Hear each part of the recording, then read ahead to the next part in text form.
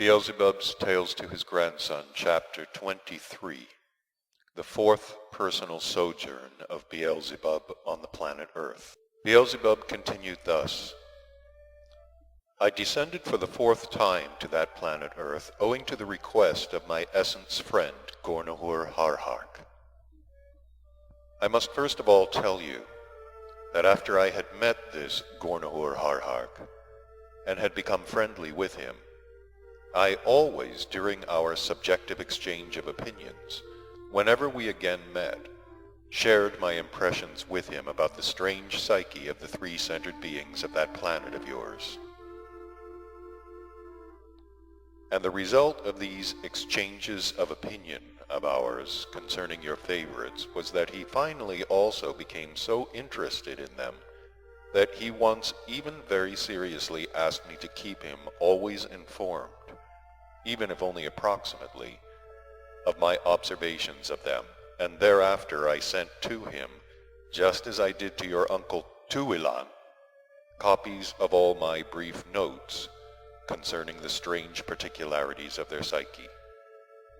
And how Gornahur Harhark came to be the cause of this descent of mine ensued from the following. I have already told you that after my third personal descent to your planet, I occasionally, for a rest, ascended to the planet Saturn to this friend of mine. When, during these flights to him,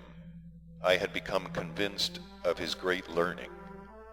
the idea once arose in me to invite him to descend on our ship occasion to the planet Mars, in order there on the spot to help me personally with his knowledge in the details of arranging my observatory, which was just then being completed. Here I might as well emphasize the fact that if this observatory of mine afterwards became famous, and indeed the best of all the constructions of its kind in the whole of the universe, I am chiefly indebted to the learning of this same essence friend of mine. Well then, when I spoke to Gornahur Harhark about this, he, without thinking long about it, agreed,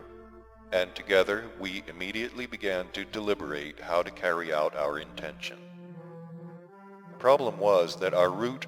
from the planet Saturn to the planet Mars would cross such cosmic spheres as did not correspond to the presence of Gornahur Harhark, a being who had as yet the possibilities only for an ordinary planetary existence. The result of our deliberations, then, was that on the following day his chief assistant began, under his direction, to arrange a special compartment in our ship, Occasion, itself,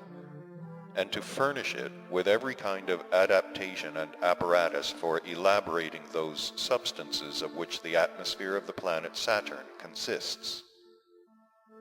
and to which Gornahur Harhark was adapted by nature for existence. When all these preparations had been completed, we, one Herhu later, set out on our journey in the direction of the planet Mars and descended there at my house. And there on the planet Mars, which had almost the same atmosphere as the planet Saturn, my essence friend Gornahur Harhark very soon became acclimatized and began to exist almost freely. It was just during his stay on Mars that he devised that Tescahuano, or as your favorites call it, a telescope, thanks chiefly to which, as I've already told you, my observatory afterwards became particularly famous through the whole of the universe. The Tescahuano he constructed is indeed a marvel of being reason, as it increases the visibility of remote cosmic concentrations up to 7,285,000 times during certain processes in cosmic substances proceeding in the atmospheres surrounding almost all cosmic concentrations, as well as during certain processes in the cosmic etherochrylno of interspatial spheres. Thanks to this Tescahuano, I was sometimes fully able, while seated in my house on Mars, to observe almost everything that proceeded on those parts of the surface of other planets of this solar system, which, in the process of what is called the general system movement, were at the given time within the sphere of vision of my observatory. Well then, my dear boy, while Gornahor Harhark was then staying with me as my guest, and we were once together observing the existence of these favorites of yours, a certain fact, which we happened to notice, was the cause of a very serious exchange of opinions between us concerning the three-centered beings of that peculiar planet of yours. The result of this exchange of opinions of ours was that I undertook to descend onto the surface of that planet and to bring back to the planet Saturn a certain number of the beings called there Apes, in order to carry out certain elucidating experiments with them concerning the fact we had noticed and which had then surprised us. At this point of Beelzebub's tales, he was given a litochambros, that is, a special metal plate on which is recorded the text of an etherogram, received from somewhere or other, the addressee having only to hold it to his perceptive hearing organ to hear everything communicated in it. When Beelzebub had in this way heard the contents of the litochambros handed to him, he turned to his grandson and said, "You see, my boy, what coincidences occur in our great universe. The contents of this etherogram concern just your favorites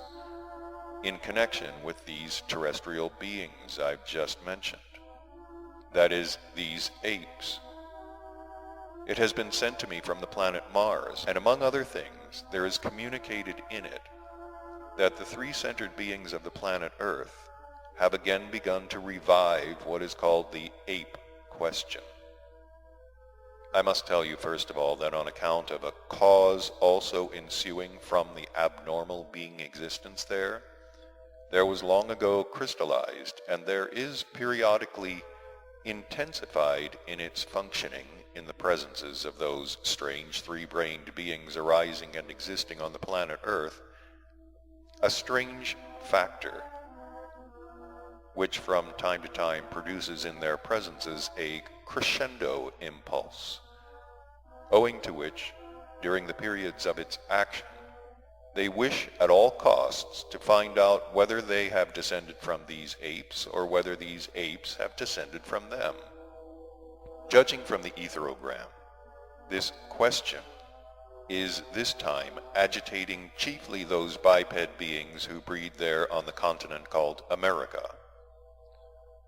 Although this question always agitates them from time to time, yet every once in a while it becomes there for a long time, as they express it, the burning question of the day. I very well remember that this agitation of mind concerning the origin of these apes occurred there among them for the first time when, as they also like to express it, their center of culture was Tikliamish. The beginning of that agitation of mind there was the wiseacring of a certain learned being of new formation there named Menitkel. This Menitkel then became a learned being. Firstly, because his childless aunt was an excellent what is called matchmaker, and mixed a great deal with power-possessing beings. And secondly, because when by age he was approaching the threshold of the being of a responsible being, he received on his birthday a gift of a book entitled Manual of Bon-Ton and Love-Letter Writing.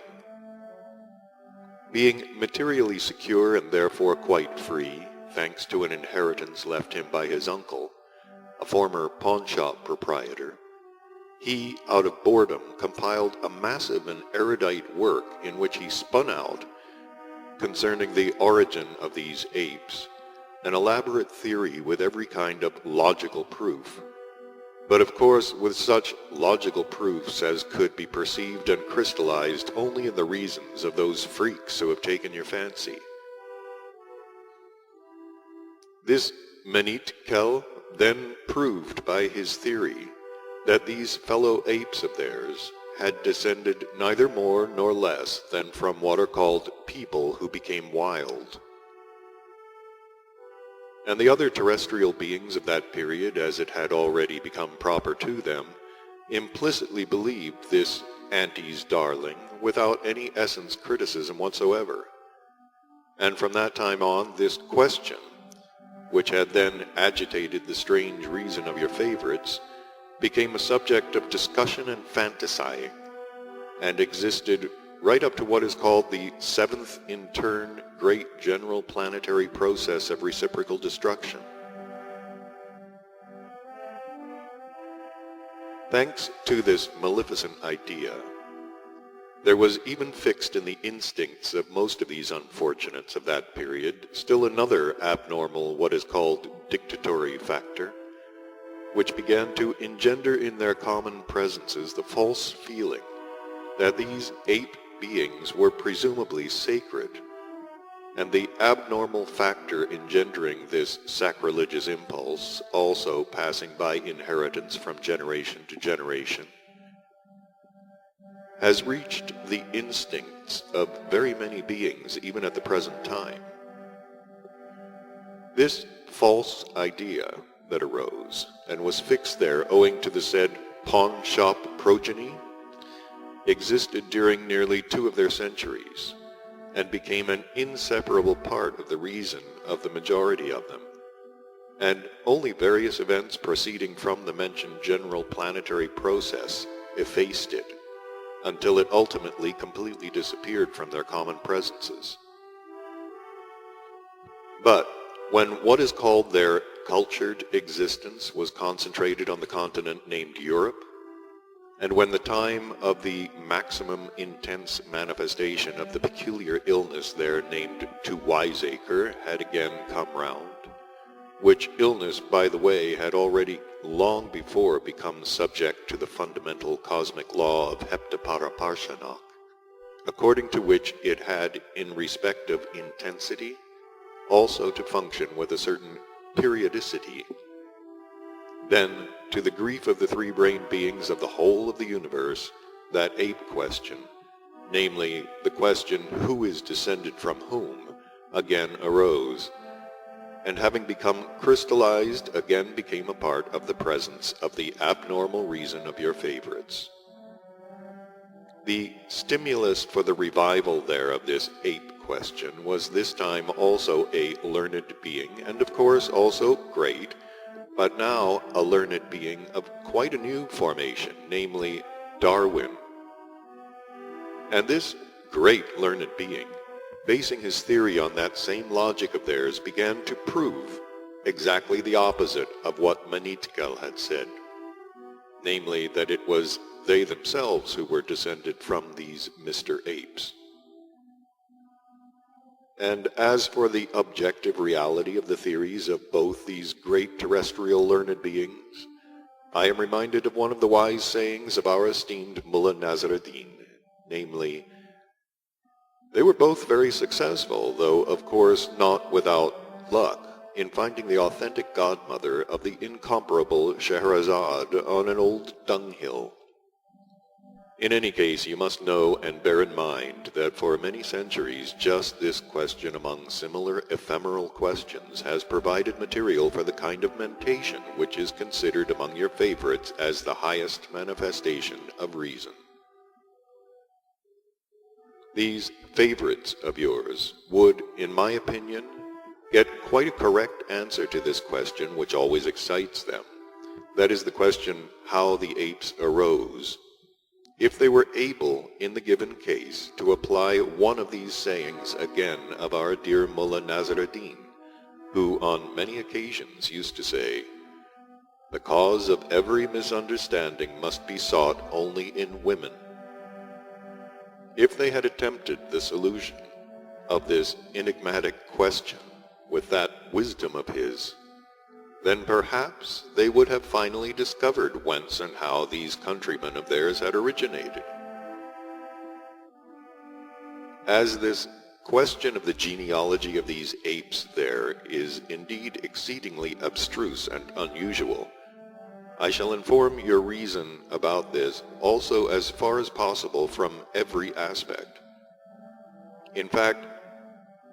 neither have they descended from apes, nor have apes descended from them. But the cause of the origin of these apes is in this case, just as in every other misunderstanding there, also their women. I must tell you first of all that the species of terrestrial ape beings now arising there under several different exterior forms never existed at all before the second Transapalnian perturbation. Only afterwards did the genealogy of their species begin. The causes of the arising of this misconceived being, as well as the cause of all the other events more or less serious in an objective sense, which occur on the surface of that ill-fated planet, ensue from two sources, totally independent of each other. The first of them, as always, was the same lack of foresight on the part of certain most high, most very saintly cosmic individuals. And the second was, in the given case, also the same abnormal conditions of ordinary being existence established by them themselves. The point is that when the second Transapalnian perturbation occurred to that ill-fated planet, then, besides its chief continent Atlantis, many other large and small terra firmas entered within the planet, and in their place, new terra firmas appeared on the surface of the planet. These displacements of the parts of the common presence of that ill-fated planet then continued for several days, with repeated planetary tremors, and with such manifestations as could not fail to evoke terror in the consciousness and feelings of beings of every kind. During that same period, many of your three-brained favorites who chanced to survive together with various one-brained and two-brained beings of other forms unexpectedly struck upon other newly formed terra firmas in entirely new places unfamiliar to them. It was just at this period that many of these strange Gurdjieffian three-brained beings of active and passive sex, or as they say, men and women, were compelled to exist for some years there apart, that is to say, without the opposite sex. Before relating how this then further occurred, I must explain to you a little more in detail concerning that sacred substance which is the final result of the evolving transformations of every kind of being food formed in the presence of every being without distinction of brain system. This sacred substance, which arises in the presences of beings of every kind, is almost everywhere called Exioihari, but your favorites on the planet Earth call it sperm. Thanks to the all-gracious foresight and command of our common Father and Creator, and according to the actualization of great nature, this sacred substance arises in the presences of all beings without distinction of brain system and exterior coating, chiefly in order that by its means they might consciously or automatically fulfill that part of their being duty which consists in the continuation of their species. But in the presences of three-brained beings, it arises also in order that it might be consciously transformed in their common presences for coating their highest being bodies for their own being. Before the second Transapalnian perturbation there, which period of their planet the contemporary three-brained beings defined by the words,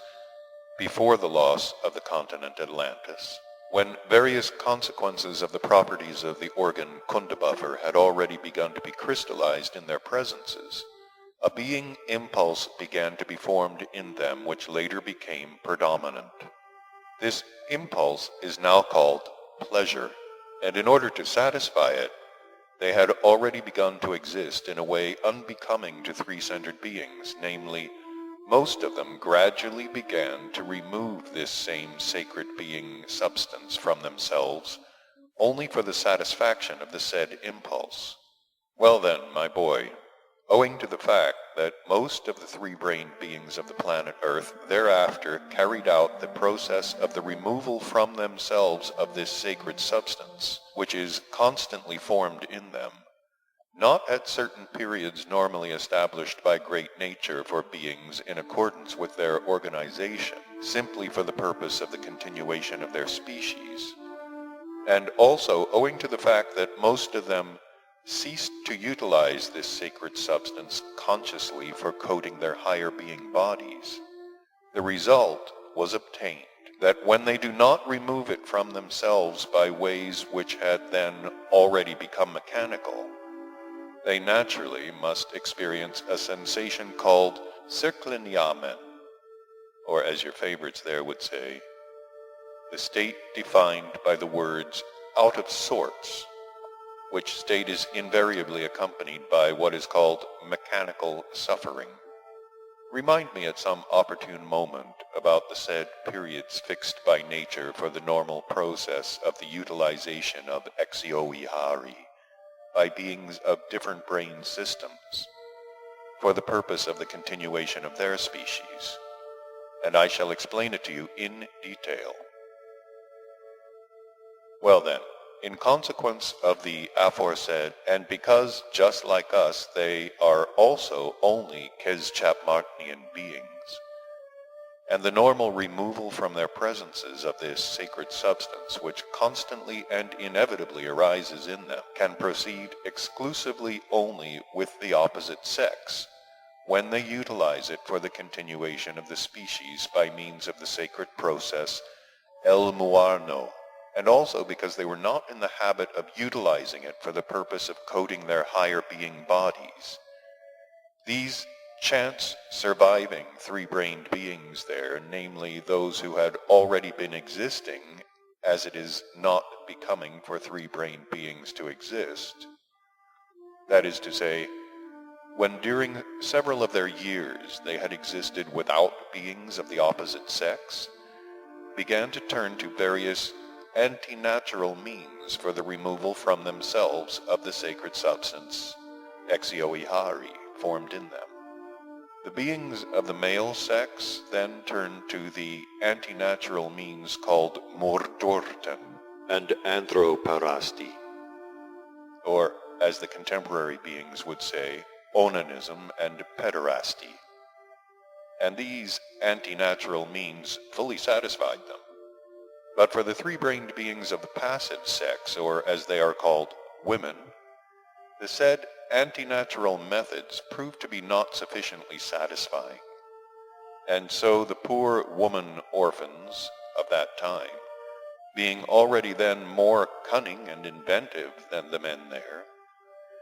began to seek out and accustom beings of other forms of the given place to be their partners. Well then, it was after these partnerships that those kinds of beings also began to appear in our great universe, who in themselves are, as our dear Mullah Nasruddin would say, neither one thing nor the other. Concerning the possibility of this abnormal blending of two different kinds of exioiharis, for the conception and arising of a new planetary body of a being, it is necessary to explain to you also the following. On the planet Earth, just as on other planets of our universe where Gurdjieffian three-brained beings breed and exist, that is to say, those three-brained beings, the formation of whose exioihari for the purpose of creating a new being must obligatorily proceed in the presences of two distinct independent sexes, The fundamental difference between the sacred Exioiharis formed in the presences of the distinct and opposite sexes of Keschapmartnian beings, that is to say, in men and women, is that in the Exioihari formed in the presences of beings of the male sex, the localized sacred affirming or positive force of the sacred Triamazikamno participates,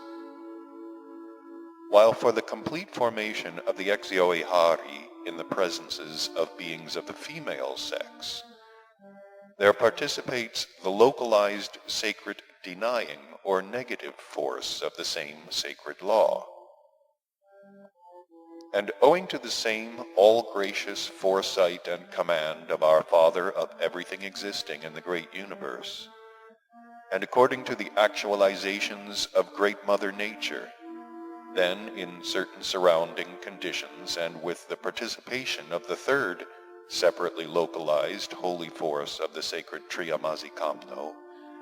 namely the holy force called reconciling,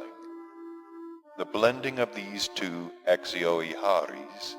arising in two distinct, independent, different beings, just gives, owing to the process called the process of the sacred El Muarno, which proceeds between those beings of opposite sex, the beginning for the arising of a new being. And the possibility in the given case of such an abnormal blending of two different kinds of Exioihari, then, occurred owing only to a certain cosmic law called the affinity of the number of the totality of vibrations, which proceeded owing to the second Transalpalnian perturbation to this ill-fated planet, and which then still continued to act for its own common presence. Concerning this cosmic law just mentioned, it is now absolutely necessary to tell you that it arose and began to exist in the universe after the fundamental sacred law of Triamazikamno was changed by our Creator for the purpose of rendering the Hieropas harmless, and after its previously totally independent holy parts had begun to be dependent upon forces coming from outside. You will understand this cosmic law also in all its aspects when, as I've already promised you, I shall explain to you in detail all the fundamental laws in general of world creation and world existence. Meanwhile, know, concerning this question, that in general, everywhere on normally existing planets of our great universe, the Exioihari, formed in the presence of a three-brained being who has perceptive and transformative organs for localizing the holy affirming part of the sacred Triamazikamno, that is to say, a Keschapmartnian being of the male sex, can, owing to the just mentioned cosmic law, never be blended with the Exioihari formed in the presence of a Keschapmartnian two-brained being of the opposite sex. At the same time, the Exioihari formed in the three-brained Keschapmartnian being of the female sex can, sometimes, in those cases when a special combination of the blending of cosmic forces is obtained, and the mentioned law comes into effect, be completely blended under certain surrounding conditions with the Exioihari formed in two-brained Keschapmartnian beings of the male sex, but only as the active factor is such an actualizing process of the fundamental sacred Triamazikamno. In short, during the said terrible years on this planet of yours, a result very rare in the universe was obtained. That is to say, there was obtained the blending of the Exioiharis of two Keschapmartnian beings of different brain systems of opposite sexes. And as a result, there arose the ancestors of these terrestrial misconceived beings, now called apes, who give your favorites no peace, and who from time to time agitate their strange reason. But when, after the mentioned terrible period there on your planet, when the relatively normal process of ordinary existence was reestablished, and your favorites of different sexes again began to find each other and to exist together, then the continuation of the species of the ape beings was thereafter actualized also among beings similar to themselves. And this continuation of their species by these abnormally arisen ape beings there could be further continued among themselves, because the conception for the arising of the first of these abnormal beings had also proceeded, owing to those same mentioned external conditions, thanks to which the presences of future Gurdjieffian beings of active or of passive sex are generally determined. The most interesting result of this already excessive abnormal manifestation of the three-brained beings of your planet is that there now exist a great many species of generations of ape beings differing in exterior form, and each of these varied species bears a very definite resemblance to some form of a two-brained quadruped being still existing there. This came about because the blending of the exioihari of the Gurdjieffian three-brained beings there of the female sex, which served as a beginning for the arising of the ancestors of these apes, then proceeded with the active exioihari of those same varied quadruped beings existing there up to the present time. And indeed, my boy, when during the period of my last personal stay on the planet Earth, I chanced during my travels to meet with the said various independent species of apes, and when, by a habit which has become second nature, I also observed them, I can state very definitely that the whole of the inner functioning and what are called the automatic posture of each separate species of these contemporary apes there are exactly like those present in the whole of the presences of some normally arisen quadruped being there, and that even what are called their facial features very definitely resemble those of the said quadrupeds. But on the other hand, that what are called the psychic features of all the separate species of these apes there are absolutely identical, even down to the details, with those of the psyche of the three-brained beings there of the female sex. At this point of his tales, Beelzebub made a long pause, and looking at his favorite, Hussein, with a smile which very clearly expressed a double meaning, he, continuing to smile, said, "In the text of the etherogram, which I have just received, it is further said that in order this time finally to settle who has descended from whom, whether they from apes or the apes from them, these freaks, your favorites, have decided to carry out scientific experiments, and furthermore that several of them have already left for the continent of Africa, where many of these apes breed, with the object of bringing back from there the number required for these scientific investigations of theirs.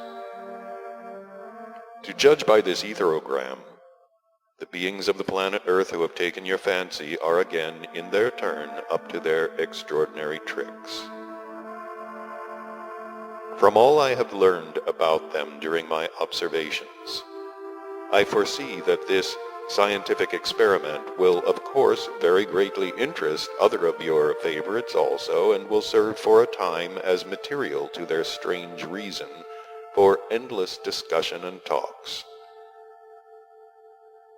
And all this will be quite in the order of things there. Concerning the scientific experiment itself, which they propose to carry out with the apes taken back from Africa, I can with certainty say beforehand that at any rate the first part of it will without any doubt succeed wonderfully well. And it will succeed wonderfully well because the apes themselves, as beings of what is called a Terabelnian result, are already, owing to their nature, extremely fond of occupying themselves with titillation, and before the day is out will no doubt participate in and greatly assist your favorites in this scientific experiment of theirs. As for those beings there who are going to carry out this scientific experiment, and as for any benefit from it, for the other three-brained beings there, it can all be pictured to oneself, if one remembers the profoundly wise saying of our same Honorable Mullah Nazar ad-Din, in which he says, "Happy is that father whose son is even busy with murder and robbery, for he himself will then have no time to get accustomed to occupy himself with titillation." Yes, my boy, it seems that I have not yet told you why and by whom, since I left the solar system Ors, I am kept informed by etherograms of the most important events which proceed on various planets of that system, and of course also about events proceeding on your planet Earth. You remember, I told you, that my first descent in person upon the surface of that planet of yours took place on account of one of the young beings of our tribe, who then had no desire to stay there any longer, but returned with us to the planet Mars, where he later became a very good chief over all the beings of our tribe existing on that planet, and who is now already the chief over all the beings in general of our tribe who for various reasons still exist on certain planets of that system Ors. Well then, my boy, when I left that system, I presented my famous observatory to him, with everything in it, and in gratitude for this he promised to report every month, according to the time calculation of the planet Mars, all the more important events occurring on the planets of that system. And now, this chief keeps me very accurately informed of the most important events proceeding on all the planets on which there is a being existence. And knowing my great interest in the three-brained beings breeding on the planet Earth, he does his best, as I now see, to elucidate and send me information concerning all those manifestations of theirs which can give me now also the possibility of being constantly informed of the whole process of the ordinary existence of these three-brained beings, even though I find myself already inaccessibly remote even for their featherweight thoughts. That chief of our beings who remains there collects the various kinds of information he communicates concerning the three-brained beings of the planet Earth, either by means of his own observations of them through the great Tesquano which I left him, or from reports which in their turn are communicated to him by those three beings of our own tribe who chose to exist forever on the planet Earth, and all three of whom have at the present time on the continent of Europe different substantial independent undertakings indispensable for everyone existing there under the prevailing conditions. One of them has in one of the large cities an undertaker's business. The second, in another large city, has a bureau for what are called matchmaking and divorce. And the third is the proprietor of many offices founded by himself in various cities for what is called money exchange. However, my boy, owing to this etherogram, I have wandered a long way from my original tale. Let us go back to our former theme. Well then, upon this fourth flight of mine to the planet Earth, our ship Occasion descended onto the sea called the Red Sea. And we descended upon this sea because it washed the eastern shores of that continent where I wished to go, namely to that continent then called Grabonsi, and now called Africa, on which those 8 beings I needed then bred more than on any other of the terra firma parts of the surface of that planet of yours, and also because this sea was at that period particularly convenient for the mooring of our ship occasion. But what was still more important was that on one of its sides that country was situated, which was then called Nilia, and is now called Egypt, where those beings of our tribe then existed who wished to remain on that planet, and with whose help I intended to collect the apes. Well then, having descended upon the Red Sea, we sailed from the ship Occasion on Epodrenech to the shore, and afterwards on camels we came to that town where our beings existed, and which was then the capital of the future Egypt. This capital city was then called Thebes. On the very first day of my arrival in the city of Thebes, one of the beings of our tribe existing there told me, among other things, in the course of our conversation, that the beings of the earth of that locality had devised a new system for observing other cosmic concentrations from their planet, and that they were then constructing what was required in order to carry it into effect. And also, as everybody there said, that the convenience and possibilities of this new system were excellent, and until then unparalleled on the earth. And when he had related all he had himself seen with his own eyes, I immediately became greatly interested, because from his description of certain details of this new construction there, it seemed to me that these terrestrial beings had perhaps found a means of overcoming that inconvenience about which I myself had just previously been thinking a great deal, while I was completing the construction of my observatory on the planet Mars. And so I decided to postpone for a while my first intention of immediately going further south on that continent to collect the apes I needed, and instead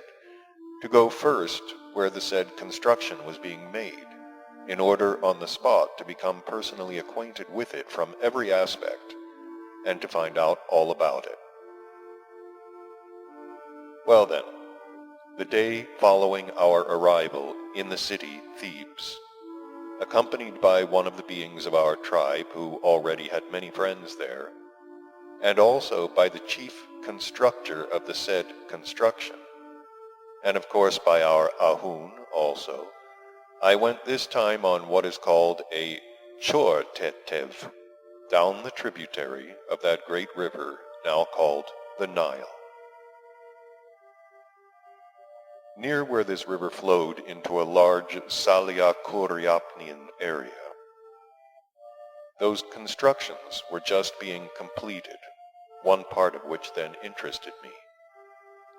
The district itself where the work was being carried on, both for this new what they called observatory, and for several other constructions for the welfare of their being existence, was then called Abazlin. A few years later it came to be called their Kaironana, and at the present time it's simply called the outskirts of Cairo.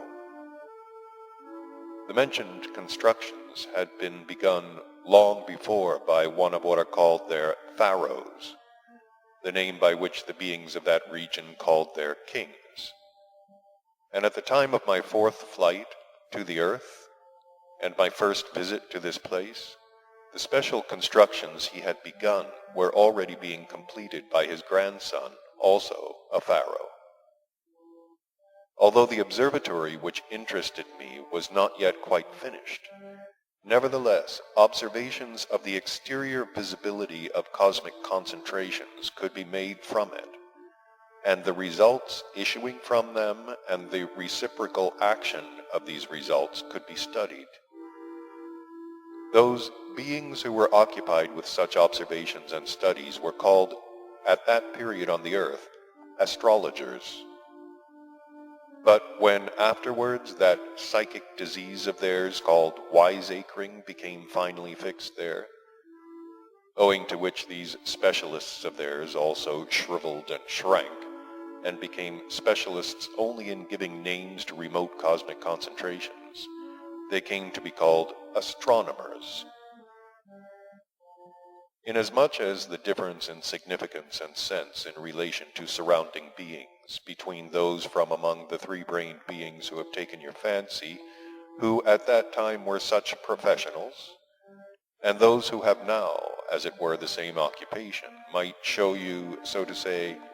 the obviousness of the steady deterioration of the degree of crystallization of data engendering the sane logical mentation, which ought to be present in the common presences of your favorites as three-brained beings. I therefore find it necessary to explain to you and to help you to have an approximate understanding of this difference, which is also changing for the worse. At that period, these terrestrial three-brained beings already of responsible age, whom the others named astrologers, besides making the said observations and investigations of various other cosmic concentrations for the purpose of a greater, as it is said, detailizing of that branch of general learning of which they were representatives, fulfilled several further definite essence obligations taken upon themselves towards surrounding beings similar to themselves. Among their fundamental definite obligations was that they also, like our Zerlichners, had to advise all the conjugal pairs in their what was then called flock, according to the types of those pairs, about the time and form of the process of the sacred El Muarno, for the purpose of a desirable and corresponding conception of their results. And when such results were actualized, or as they themselves say, newly born, they had to draw up their oblequiunarish, which is the same as what your favorites call horoscope. And later, either they themselves or their substitutes had, during the whole period of the formation of the newly born for responsible existence, and of their subsequent responsible existence, to guide them and give corresponding indications on the basis of the said oblequiunarish, and also on the basis of the cosmic laws constantly explained by them, flowing from the actions of the results of other large cosmic concentrations in general on the process of being existence of beings on all planets. These indications of theirs, and also their, so to say, warning counsels, consisted in the following. When a function became disharmonized, or only began to be disharmonized in the presence of any being of their flock, then this being applied to the astrologer of his district, who, on the basis of the said oblequiunarish, made by him, and on the basis of the changes expected, according to his calculations in the processes proceeding in the atmosphere, flowing in their turn from the action of the other planets of their solar system, indicated just what he had to do to his planetary body, at which definite periods of the Crentonalnian movements of their planet, as for instance in which direction to lie, how to breathe, what movements preferably to make, with which types to avoid relations, and many things of the same kind. In addition to all this, they assigned to the beings at the 7th year of their existence, likewise on the basis of these oblequiunarishes, corresponding mates of the opposite sex for the purpose of fulfilling one of the chief being duties, that is, continuation of the race. Or, as your favorites would say,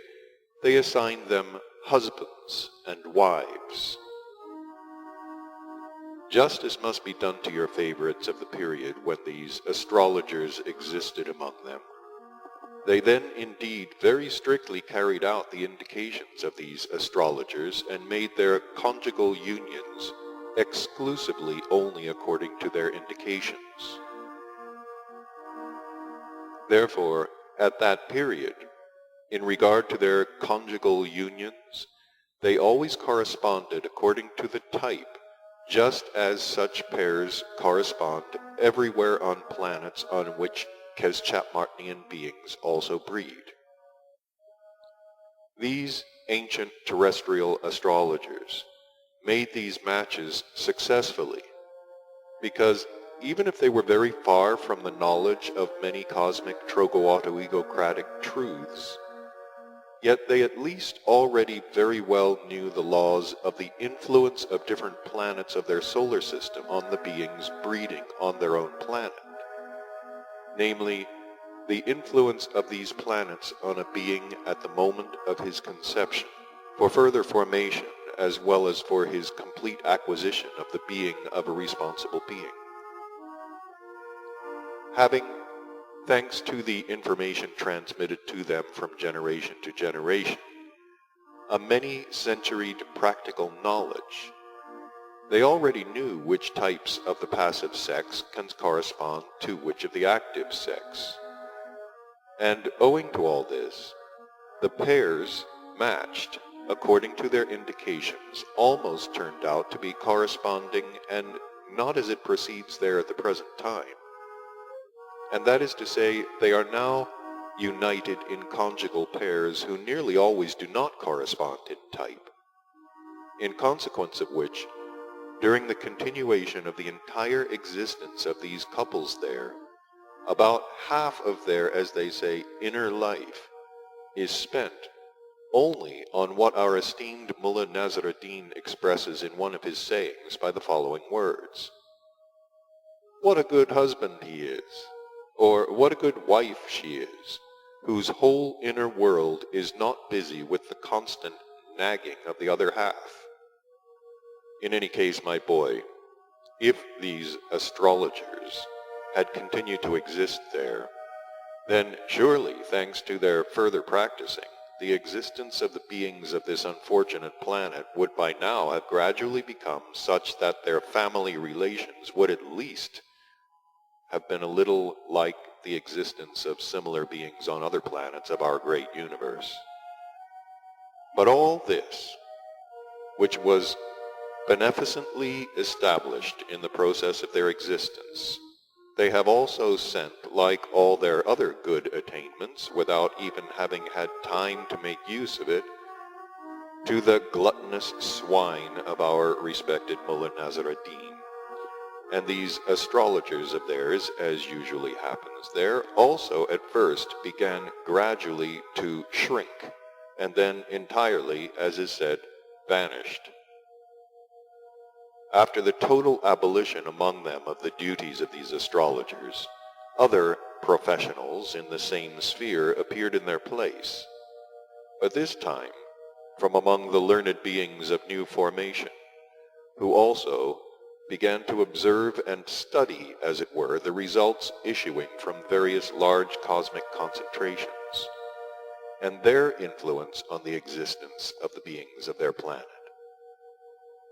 But as the ordinary beings around these professionals soon noticed that their observations and studies consisted merely in inventing names for various remote suns and planets meaning nothing to them, existing in milliards in the universe, and in measuring, as it were, by a method known to them alone, and which constituted their professional secret, the distance between the cosmic points seen from their planets through their child's toys called by them telescopes, they began to call them, as I've already told you, astronomers. Now, my boy, that we have spoken also about these contemporary ultra-fantasists from among your favorites, we might as well, again imitating the form of mentation and the verbal expression of our dear teacher Mullah Nasr ad-Din, also illuminatingly enlighten you about their significance, so esteemed by your favorites. First of all, you should know about that ordinary cosmic something actualized by these same terrestrial types, which is in general always actualized of itself for every cosmic unit, and which serves for beings with objective reason as what is called an issuing source for pondering about the explanation of the sense and meaning of any given cosmic result. This same something, which serves as an issuing source for discovering the significance of these terrestrial contemporary types, is a wiseacring map named by them themselves, of course unconsciously, the Map Inventory of the Heavenly Spaces. There is no need for us to draw any other logical conclusion from this issuing source specially actualized for them. It will be sufficient merely to say that the name itself of this map of theirs shows that the designations made on it cannot in any way be other than entirely relative, because with the possibilities at their disposal, though they break their esteemed heads over devising names and calculating various kinds of measurements, they can see from the surface of their planet only those suns and planets which to their good fortune do not very quickly change the course of their falling in relation to their own planet, and thus give them the possibility during a long period of time, of course long as compared with the brevity of their own existence, to observe them, and as they bombastically express themselves, mark down their positions. In any case, my boy, however worthless the results of the activities of these contemporary representatives of learning among your favorites, please don't be angry with them. If they do not bring any benefit at all to your favorites, they at least do not do them any great harm. After all, they must be occupied with something. It is not for nothing that they wear spectacles of German origin and special smocks sewed in England. Let them be occupied with this. God bless them. Otherwise, like most of the other freaks there who are occupied with, as they say, their higher matters, they will busy themselves out of boredom, leading the struggle of 5 against 1. And it is known to all that the beings who are occupied with these matters always radiate from themselves vibrations very harmful for beings around them, similar to themselves. Well, enough. Leave these contemporary titillators in peace, and let us continue our interrupted, definite theme. In view of the fact, my boy, that this conscious ability expressed in the creation of such a construction unparalleled both before and after this period of which I was then an eyewitness, was also the result of the attainments of the beings, members of the learned society Akaldan, which was formed on the continent of Atlantis before the second great terrestrial catastrophe. I think it will be best if, before continuing to explain to you further about the mentioned observatory and other constructions erected there for the welfare of being existence, I should tell you, even though briefly, about the history of the arising there of such an indeed great learned society consisting of ordinary three-brained beings, as this learned society, Akaldan, then was on the continent of Atlantis. It is imperatively necessary to inform you of this because, in the course of my further explanations concerning these three-brained beings of the planet Earth who have taken your fancy, I shall in all probability have to refer more than once to that society of learned beings there. I must also tell you about the history of the arising and existence of that society there on the continent Atlantis, so that you may also know that if the three-brained beings there on your planet, thanks to their being particular duty, that is to say, thanks to their conscious labors and intentional sufferings, ever attain anything, then not only do they utilize these for the good of their own being, but also a certain part of these attainments is transmitted, as with us, by inheritance, and becomes the property of their direct descendants. You can perceive such a law-conformable result there from the fact that although towards the end of the existence of the continent Atlantis, abnormal conditions of ordinary being existence had already begun to be established, and that after the second great catastrophe they deteriorated at such a rate that they soon finally crushed all their ableness to manifest the possibilities proper to the presences of the three-brained beings. Nevertheless, their attainments of learning passed by inheritance, at least partly, even though mechanically, to their remote direct descendants. I must first tell you that I learned about this history thanks to what are called Teleoki Nuras,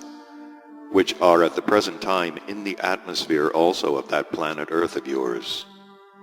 As you probably do not yet know exactly what a Teleoki Nura is, try to transubstantiate in the corresponding parts of your common presence the information concerning this cosmic actualization. A Teleoki Nura is a materialized idea or thought which, after its arising, exists almost eternally in the atmosphere of that planet on which it arises. Teleoki Nuras can be formed from such a quality of being contemplation as only those three-brained beings have and can actualize, who have coded their higher being bodies in their presences, and who have brought the perfecting of the reason of their higher being part up to the degree of the sacred Martfotai. And the sequential series of being ideas materialized in this way concerning any given event are called Korkaptilnian thought tapes. It seems that the said Korkaptilnian thought tapes concerning the history of the arising of the learned society Akaldan were, as I found out much later, deliberately fixed by a certain eternal individual, Asuchilan, now a saint, who became coded in the common presence of a three-brained being named Tetatos, who arose on your planet on the continent of Atlantis, and who had existed there 4 centuries before the second great Transapalnian perturbation. These Korkaptilnian thought tapes are never destroyed as long as the given planet exists, which is in what is called the tempo of movement of the prime arising. And they are subject to none of those transformations from any cosmic causes whatsoever, to which all other cosmic substances and cosmic crystallizations are periodically subject. And however long a time may have already passed, every three-brained being in whose presence there has been acquired the ability to enter into the being state called Suiptakalknian contemplation can perceive and cognize the texts of these Korkaptilnian thought tapes. And so, my boy, I myself learned about the details of the arising there of the society Akaldan, partly from the text of the just mentioned Teleoki Nura, and partly from many data which I learned much later, namely, when having become interested also in this highly important factor there, I made my usual detailed investigations. According to the text of the mentioned Teleoki Nura, and to data which I subsequently learned, it became clear and definitely known to me that this learned society, Akaldan, which arose then on the continent Atlantis, and which was composed of three-brained beings of the earth, was formed 735 years before the second Transapalnian perturbation there. It was founded on the initiative of a being there named Belkutasi, who was then able to bring the perfecting of his higher being part to the being of a saint eternal individual. And this higher part of his now already dwells on the holy planet Purgatory.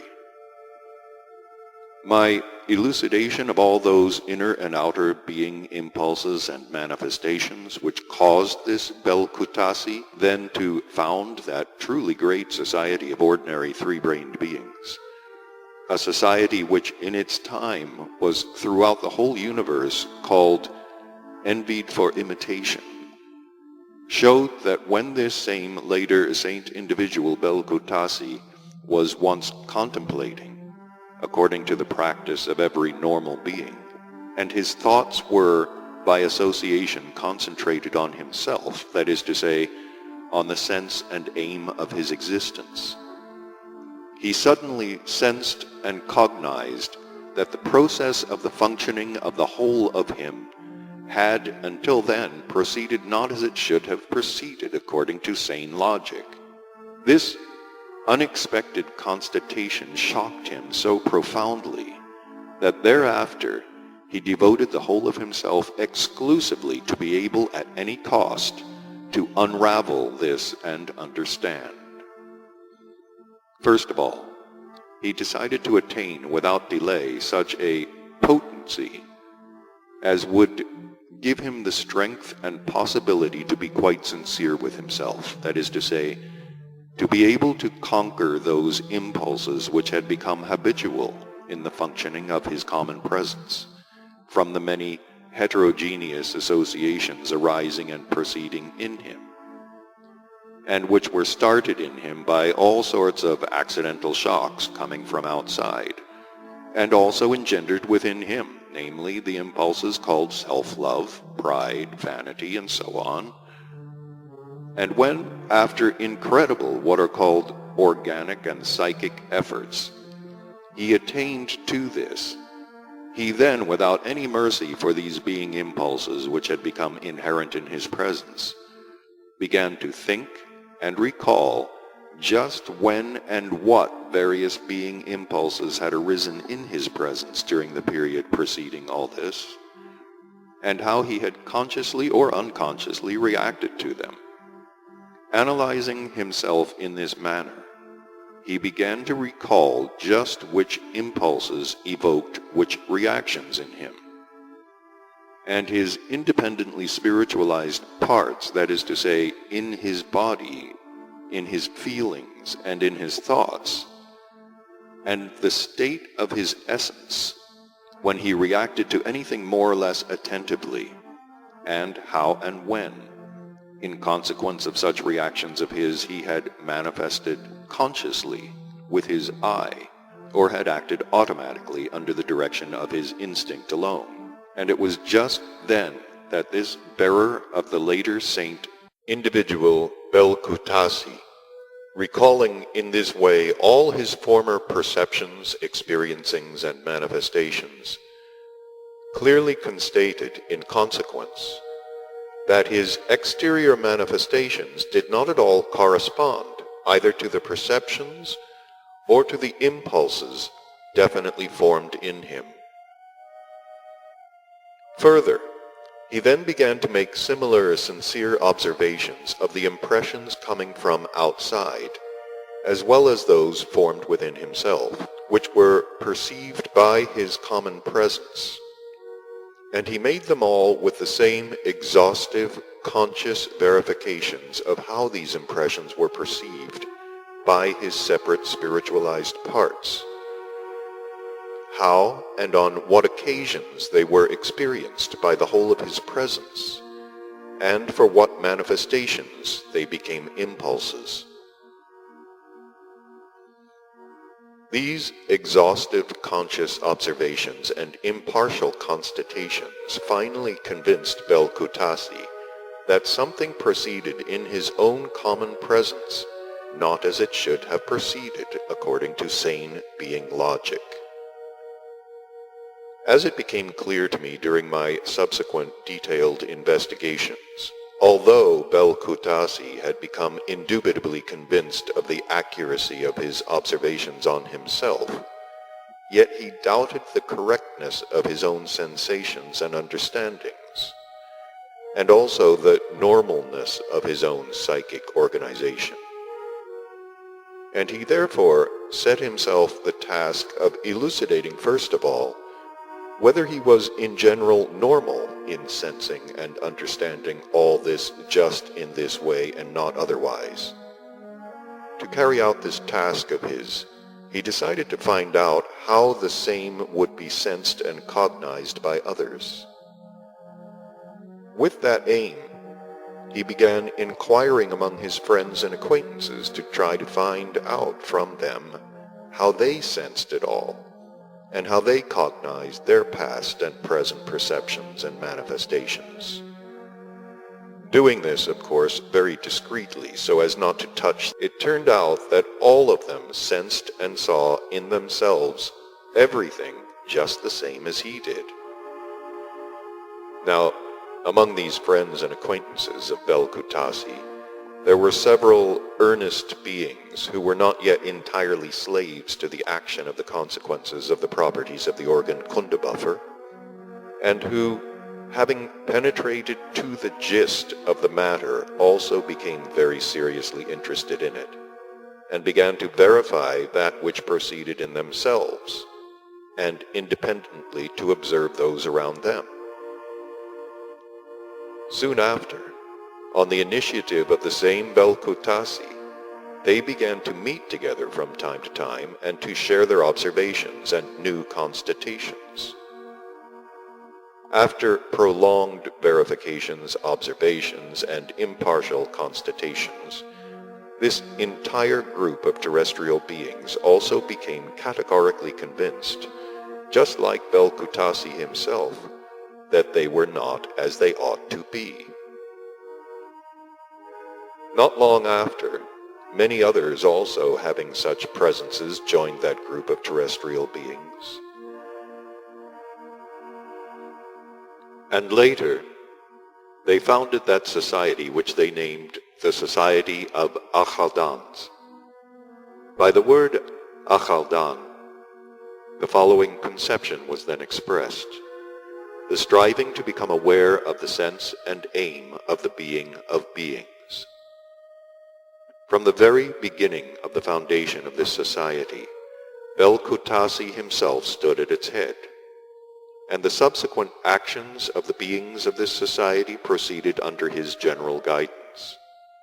For many terrestrial years, this society existed under the said name, and its member beings were then called Achaldan Sojourns.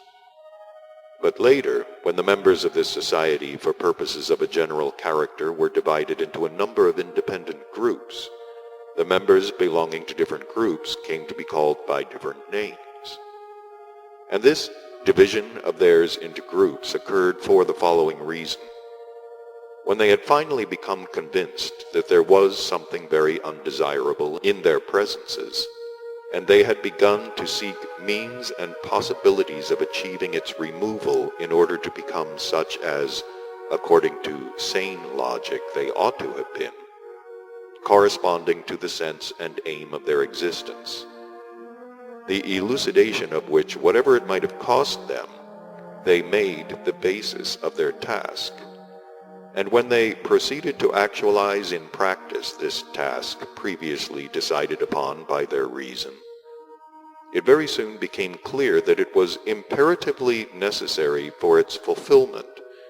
to have in their reason more detailed information of various special branches of knowledge.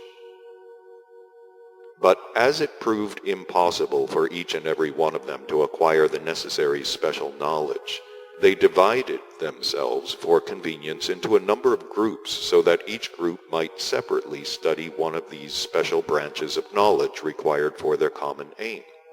Here, my boy, you should notice that genuine objective science just then arose and began to exist there for the first time, and developed normally up to the time of the second great catastrophe to their planet. Also, that the rate of the development of some of its separate branches then progressed at an indeed unprecedented tempo. And in consequence, many great and small cosmic what are called objective truths gradually began at that period to become evident also to those three-brained beings who have taken your fancy. The learned members of this first and perhaps last great terrestrial learned society were then divided into 7 independent groups, or as it is otherwise said, sections. And each of these groups or sections received its definite designation. The members of the first group of the society Akaldan were called Akaldan Folksovors, which meant that the beings belonging to that section studied the presence of their own planet, as well as the reciprocal action of its separate parts. The members of the second section were called Akaldan Strassovors, and this meant that the beings belonging to that section studied what are called the radiations of all the other planets of their solar system, and the reciprocal action of these radiations. The members of the third section were called Akaldan Metrosovors, which meant beings occupied with the study of that branch of knowledge similar to that branch of our general knowledge we call Silkornano, and which partly corresponded to what your contemporary favorites called mathematics. The members of the fourth group were called Akaldan Psychosovors, and by this name they then defined those members of the society Akaldan who made their observations of the perceptions, experiencings, and manifestations of beings like themselves and verified their observations by statistics. The members of the fifth group were called Akaldan Harnosovors, which meant that they were occupied with the study of that branch of knowledge which combined those 2 branches of contemporary science there, which your favorites call chemistry and physics. The members belonging to the sixth section were called Akaldan Mistesovors, that is to say, beings who studied every kind of fact arising outside of themselves, those actualized consciously from without, and also those arising spontaneously, and which of them and in what cases are erroneously perceived by beings. And as regards the members of the seventh and last group, they were called Akaldan Gezpochnisovors. These members of the society Akaldan devoted themselves to the study of those manifestations in the presences of the three-brained beings of their planet, which proceeded in them not in consequence of various functionings issuing from different kinds of qualities of impulses engendered owing to data already present in them, but from cosmic actions coming from outside and not depending on them themselves.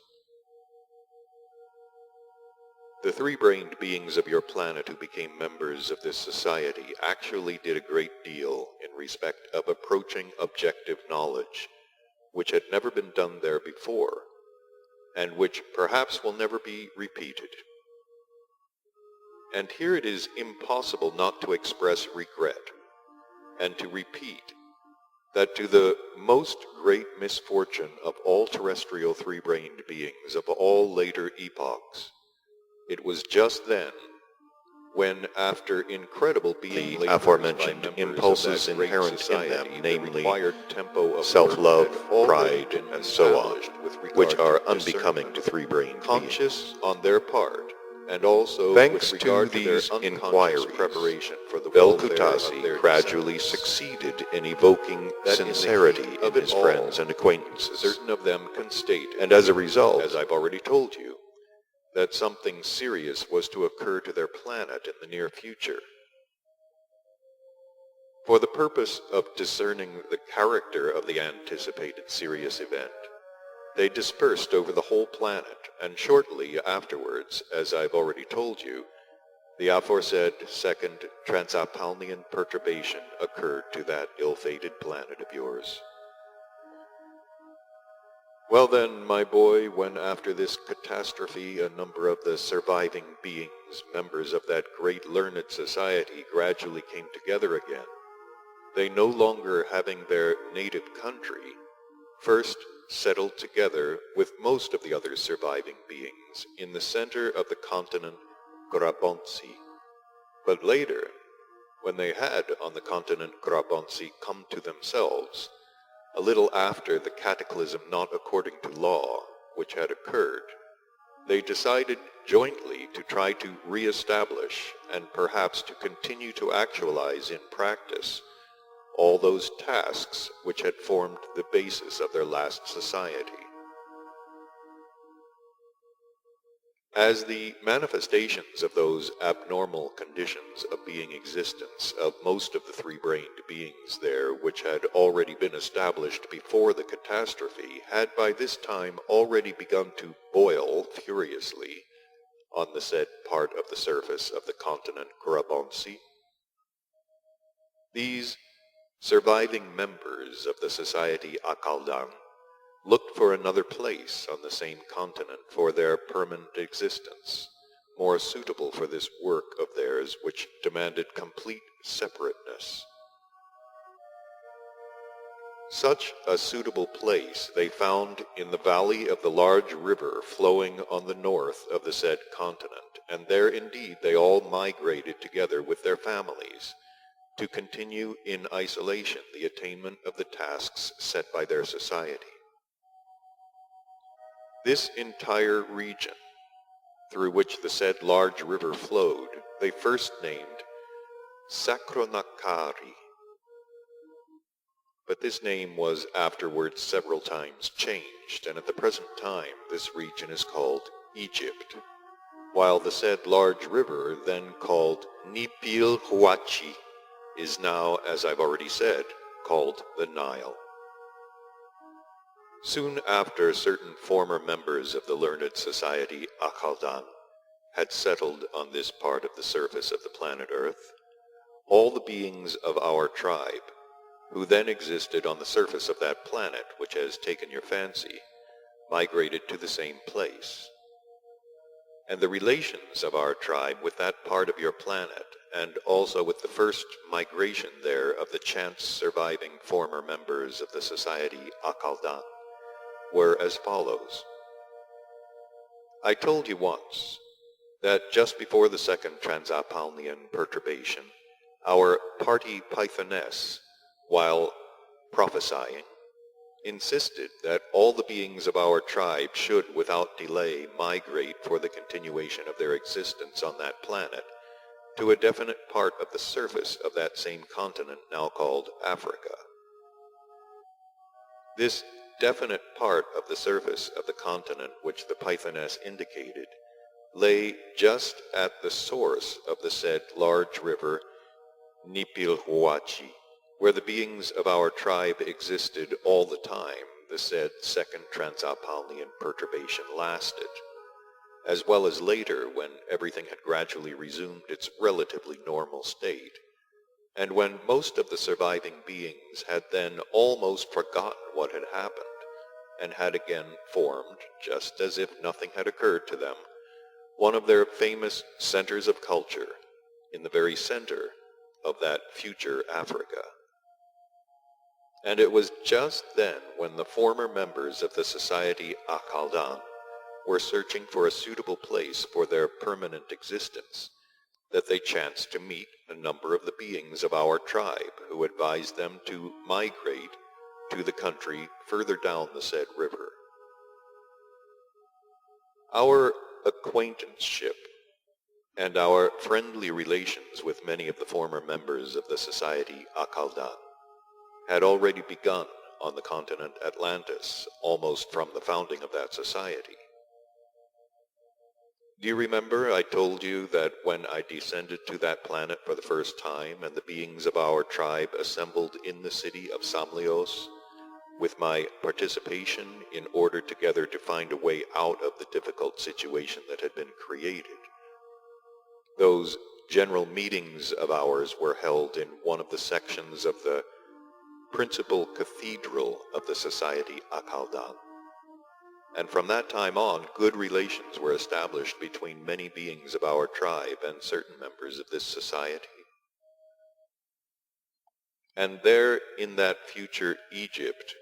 whither both had migrated in the said way,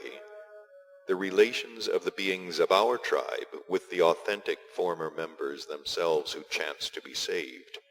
and also with the descendants of other authentic members, remained uninterrupted and continued almost until the departure of our tribe from your planet. Although the hope of the few chance surviving members of the Society Akaldan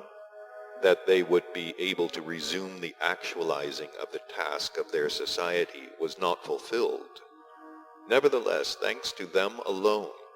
there still continued to be present in the presences of beings of several subsequent generations after the loss of Atlantis, the instinctive conviction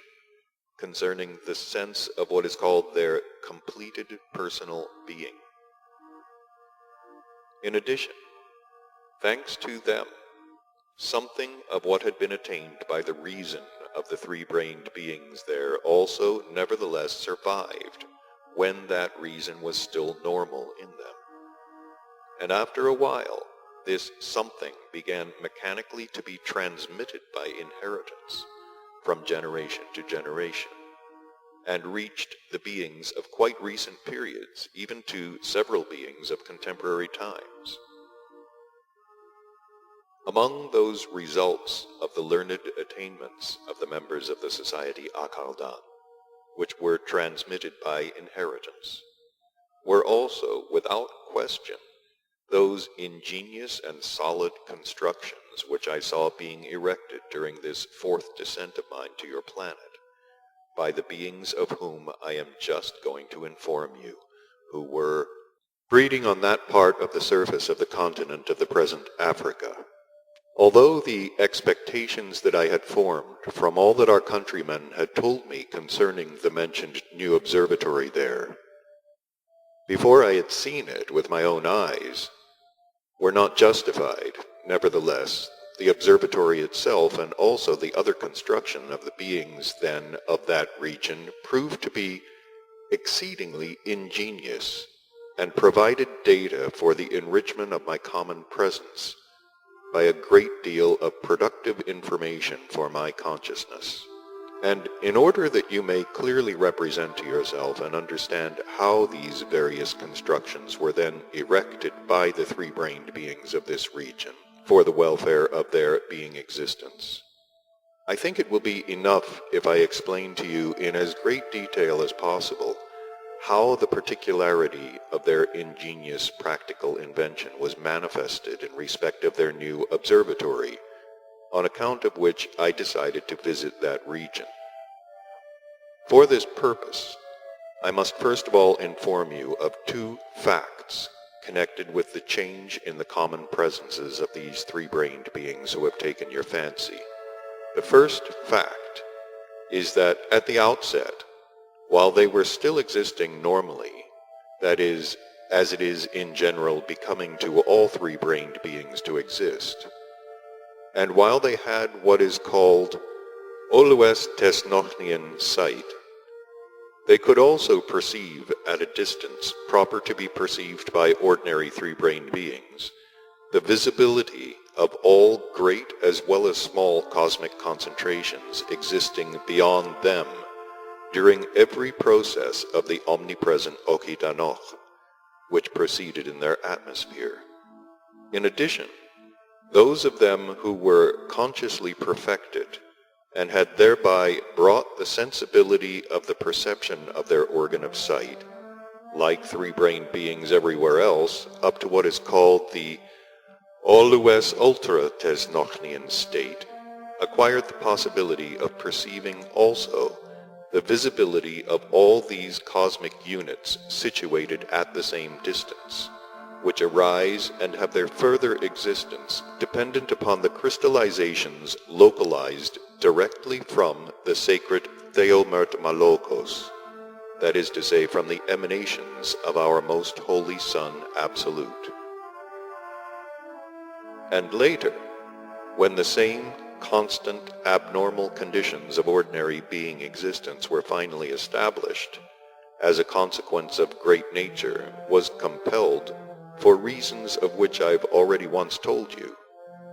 among other limitations, also to degenerate the functioning of their organ of sight into what is called koretosnokhnien, that is to say, into the state proper to the presences of one-brained and two-brained beings. Then, thereafter, they were able to perceive the visibility of their great as well as their small concentrations, situated beyond them only when the sacred process Aieoyoa proceeded in the omnipresent active element Okitanokh, in the atmosphere of their planet,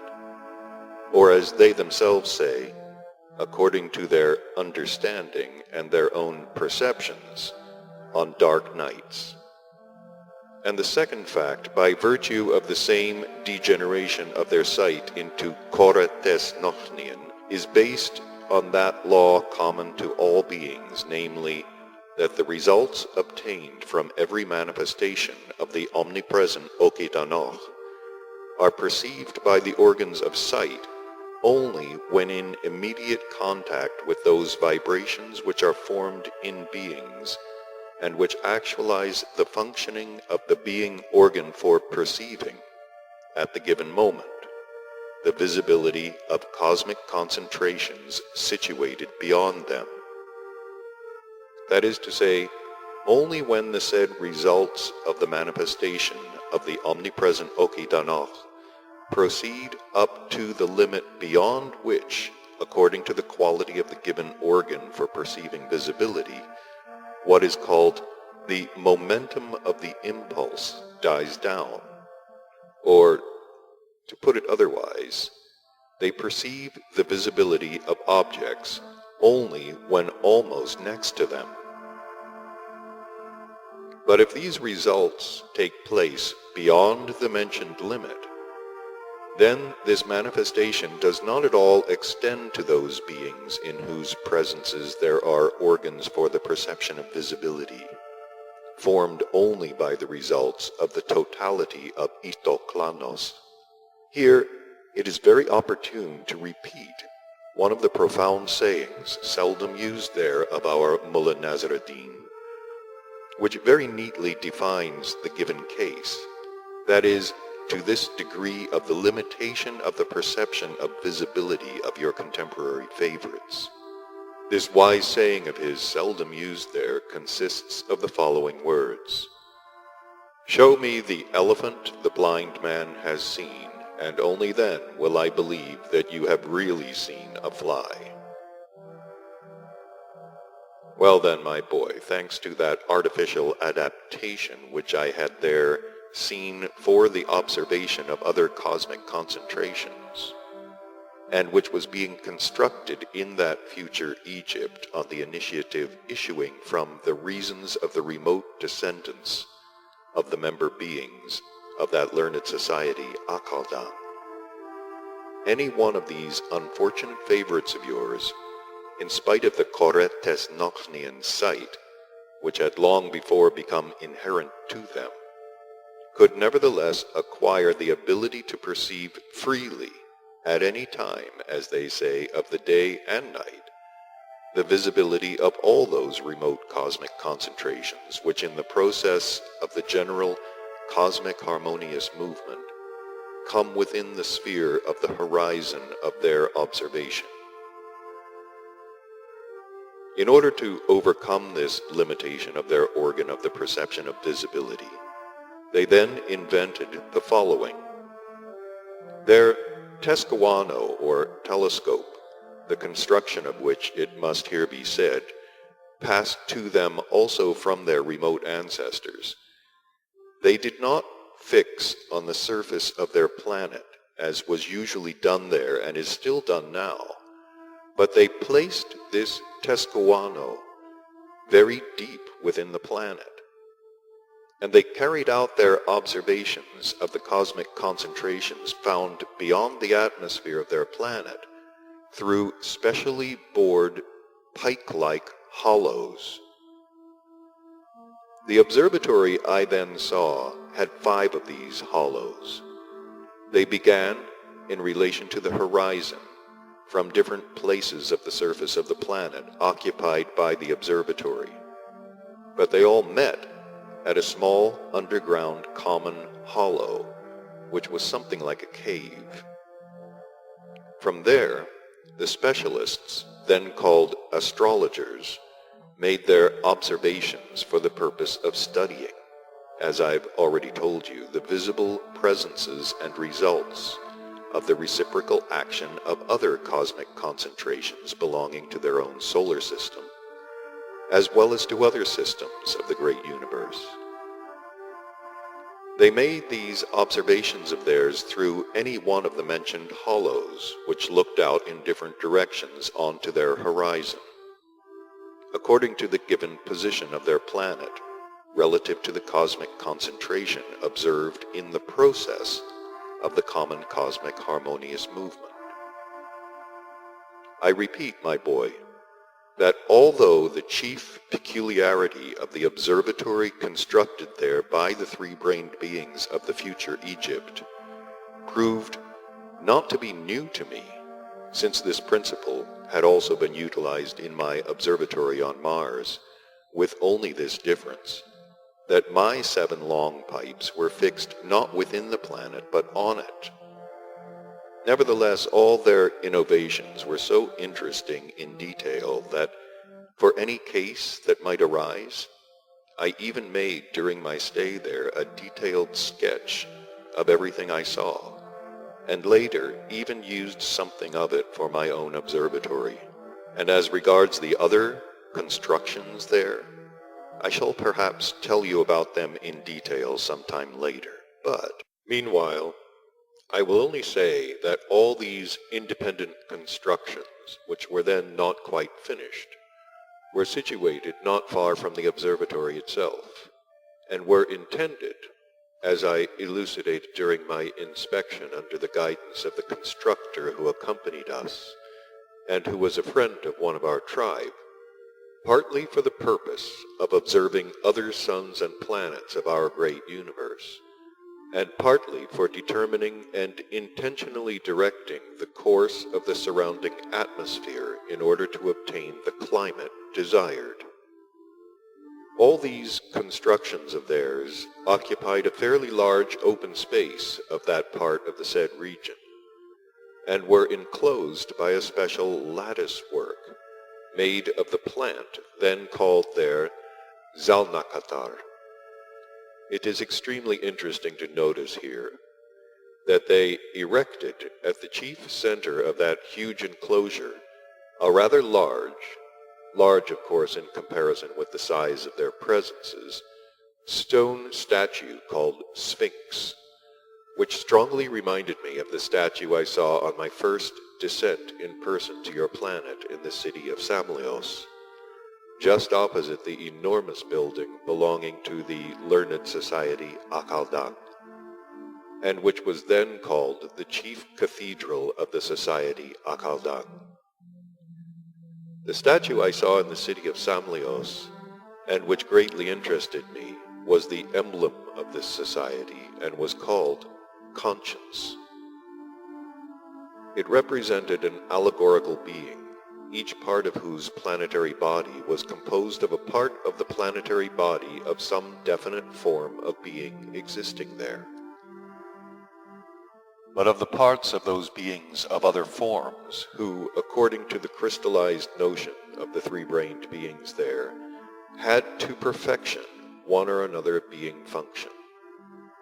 The main mass of the planetary body of the said allegorical being was represented by the trunk of a being there of a definite form called bull. This bull trunk rested on the 4 legs of another being existing there, also of a definite form, called lion. And to that part of the bull trunk called its back. 2 large wings were attached, similar in appearance to those of a strong bird being breeding there called eagle.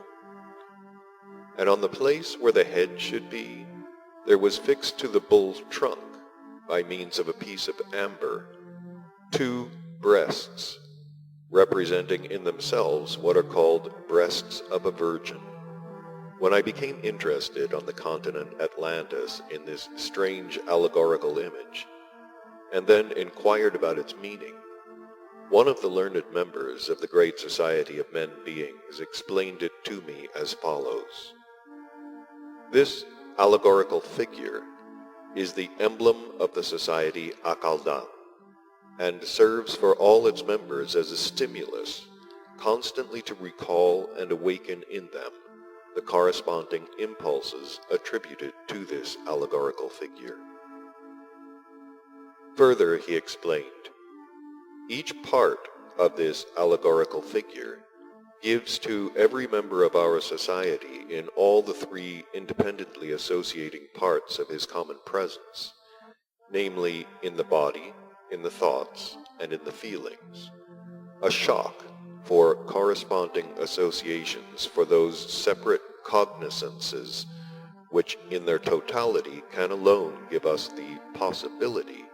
of gradually getting rid of those undesirable factors present in every one of us,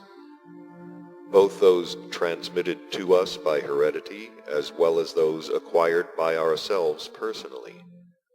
which gradually engender within us impulses undesirable for us, and as a consequence of which we are not as we might be. This emblem of ours constantly reminds and indicates to us that it is possible to attain freedom from what I have mentioned only if we compel our common presences always to think, feel, and act in corresponding circumstances according to that which is expressed in this emblem of ours. And this emblem of ours is understood by all of us, members of the society Akaldang, in the following way. The trunk of this allegorical being, represented by the trunk of a bull, means that the factor crystallized in us and which engender in our presences the impulses maleficent for us, those we have inherited as well as those we have personally acquired, can be regenerated only by indefatigable labors, namely, by those labors for which, among the beings of our planet, the bull is particularly fitted. That this trunk rests on the legs of a lion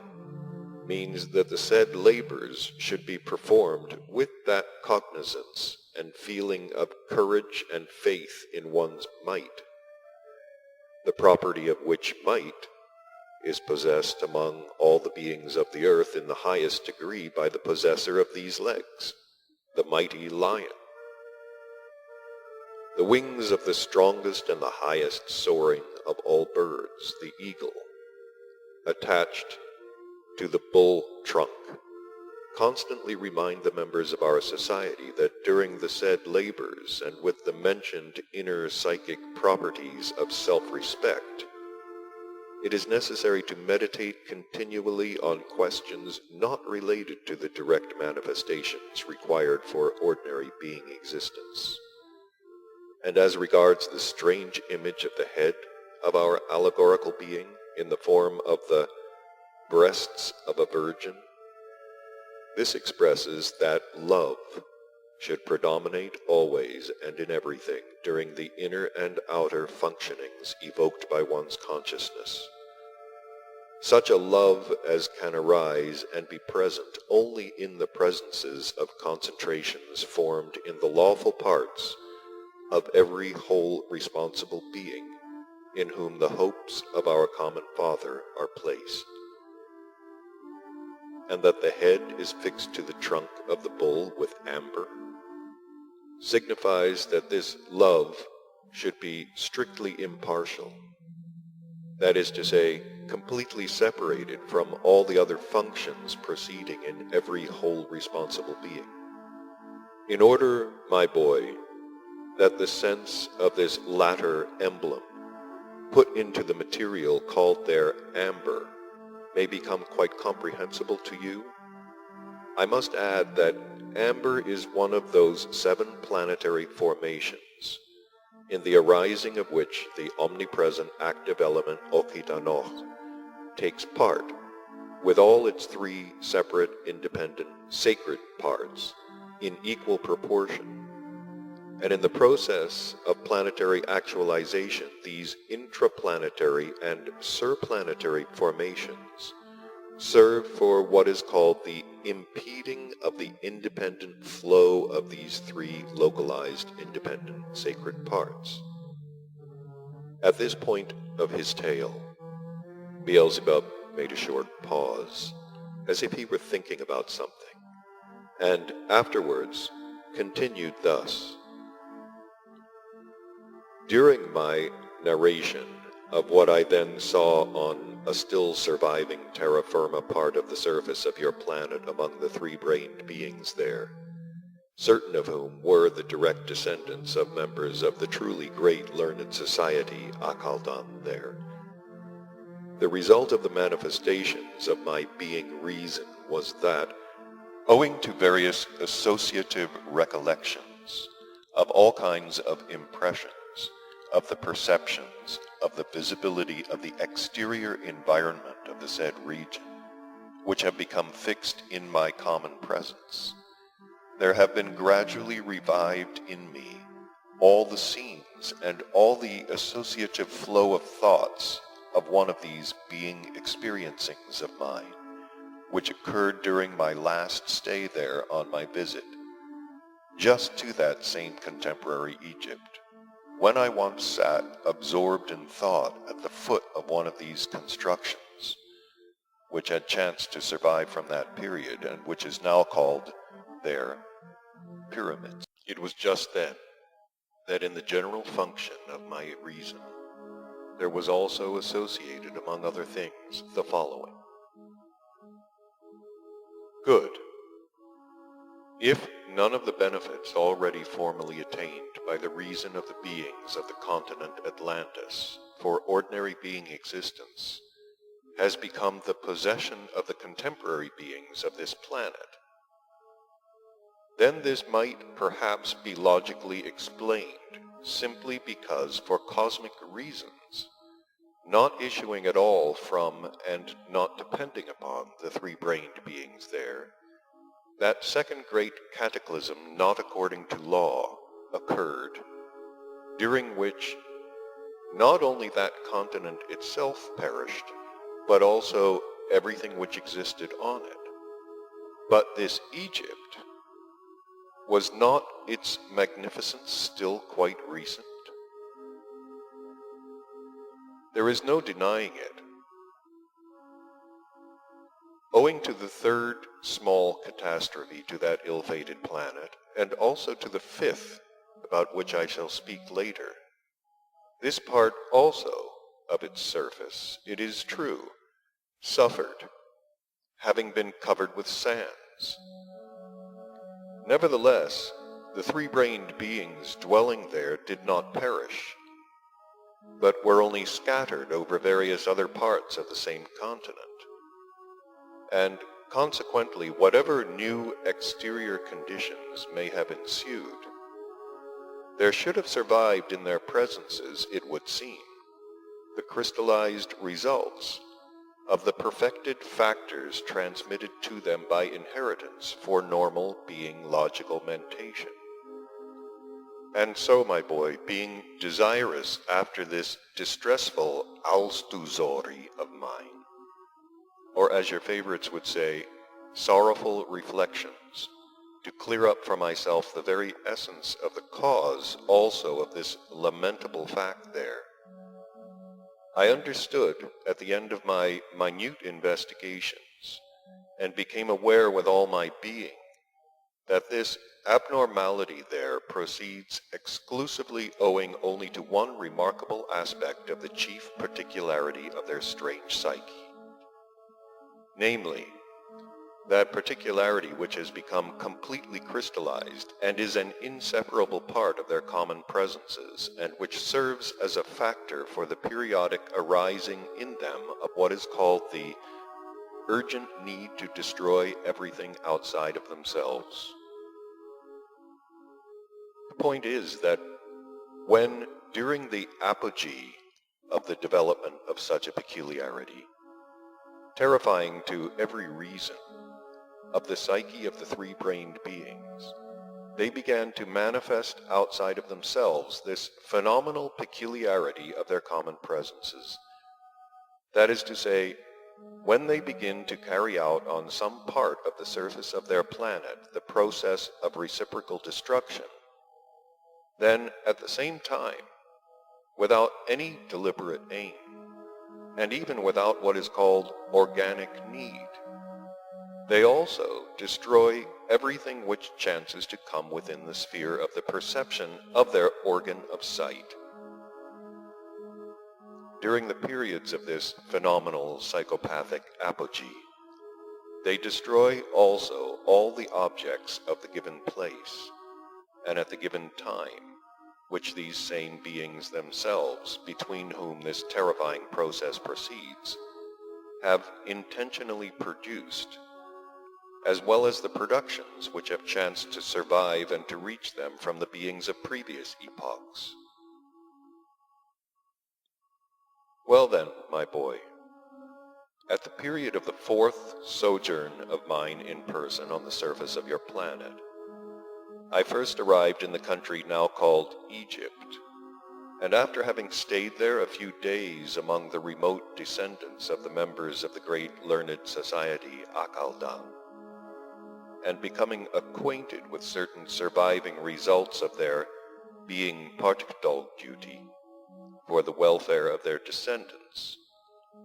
I afterwards, accompanied by two of our tribe, went to the southern countries of the same continent, and there, with the help of the local three-brained beings, caught the necessary number of ape beings.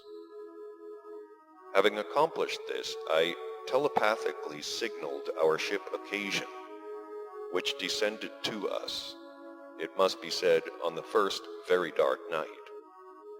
And when we had loaded these ape beings into the special section of the ship Occasion, which had been constructed for Gonahur Harhark under his directions,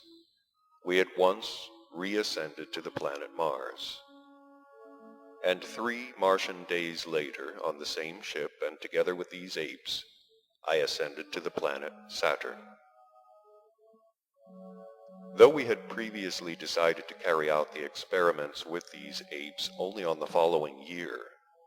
when they would have become thoroughly acclimatized and orientated to existence under the new conditions, I ascended to the planet Saturn so soon because at my last personal meeting with Gornahur Harhark, I had promised him to be present at his family solemnity, which had soon to take place.